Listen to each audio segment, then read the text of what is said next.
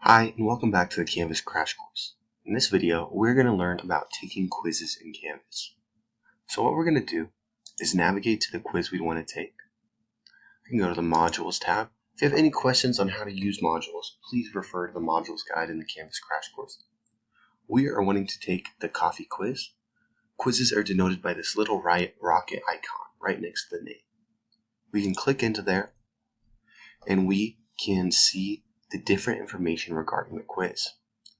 At the top, you'll see the name of the quiz, the due date, the points, the questions, the time limit, and the allowed attempts. In this quiz, we are allowed 2 attempts. There's instructions below the top header, which might include some valuable instructions for you taking this quiz. But if not, you can just go ahead and click Resume Quiz or Take Quiz right here in the center. This will open up the quiz for you. To the right, you can see the questions and which ones you have answered, as well as your elapsed time if this is a timed quiz.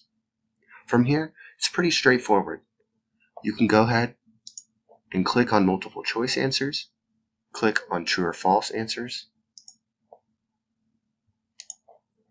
Sometimes there might be a text box.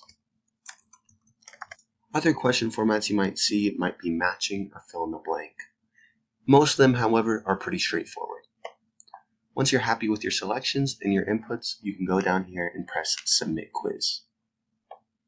From there, your quiz results will be seen.